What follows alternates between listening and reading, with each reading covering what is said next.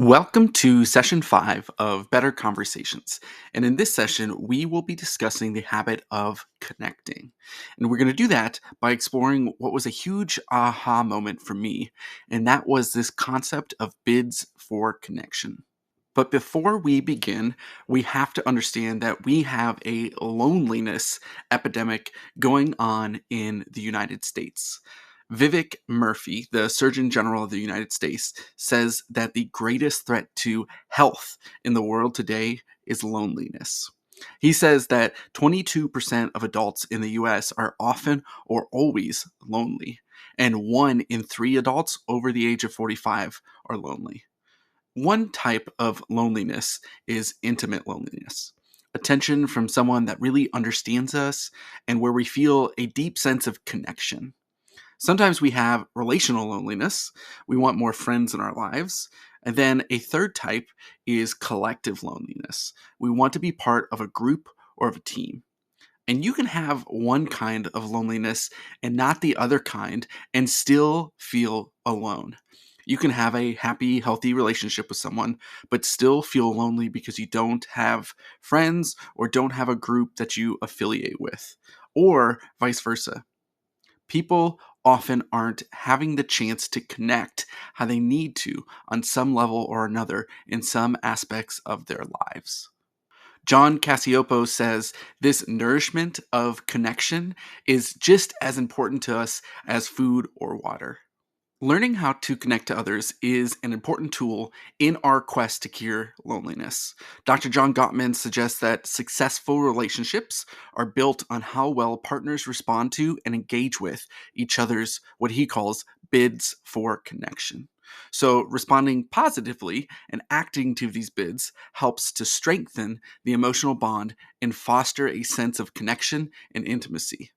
In the context of interpersonal relationships, this concept of bids for connection refers to those small gestures or attempts made by individuals to seek attention, affection, or emotional engagement from their conversation partner. So these bids can be verbal or nonverbal, and they serve as invitations for connection and communication. Examples of bids for connection can include simple actions like sharing a story, asking for advice, or offering a compliment. These bids can be subtle, and conversation partners may not always recognize them. However, paying attention and responding to these bids with interest, attentiveness, and warmth can create a positive cycle of connection and can strengthen the overall relationship and build trust in a conversation. On the other hand, ignoring or responding negatively to bids for connection can lead to feelings of rejection, disconnection, and potential relationship strain.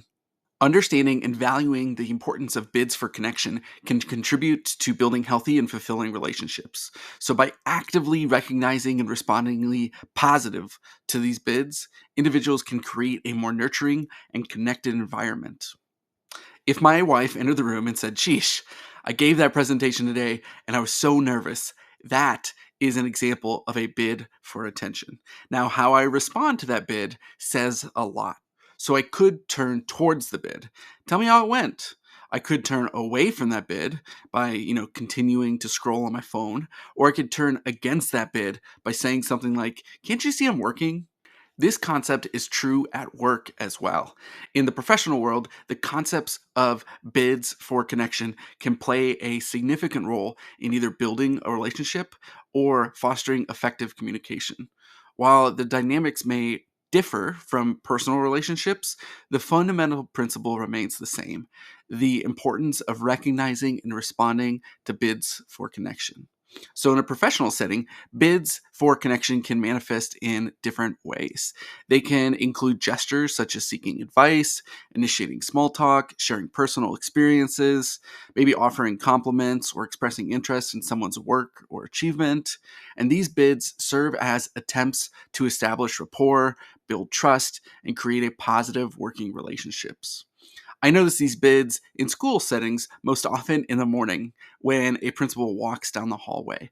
Every step of the way, they're getting bids from a variety of different stakeholders. So, one teacher wants to discuss the cool things that's going on in their classroom that day. That's a bid. A custodian wants to grumble about how the bathroom is out out of order, that's a bid. A student runs up to them reporting something a peer did, that's a bid. And as humans, we have a choice in how we respond to each of these bids for attention. In addition to understanding these bids and knowing how to respond, there is one more habit that goes along with battling loneliness, and that is being a witness to the good. So, one of the most powerful ways to connect with others is to share our positive experiences of them. So, being a witness to the good refers to this act of consciously recognizing, appreciating, and acknowledging positive experiences, actions, or qualities in ourselves and in others. It involves actively seeking out and being present to observe and celebrate moments of goodness and kindness. Being a witness to the good means shifting our attention and focus towards the positive aspects of life, even in the midst of challenges or difficult times. It involves cultivating a mindset of gratitude and actively noticing the acts of kindness, achievements, or positive attributes of others. By being a witness to the good, we create this ripple effect of positivity and encouragement. It can inspire and uplift both ourselves and those around us. It can strengthen relationships, foster this sense of connection, and it can promote a more optimistic and compassionate outlook. Practicing being a witness to the good can involve simple actions such as expressing appreciation, offering compliments, or acknowledging the efforts and achievements of others.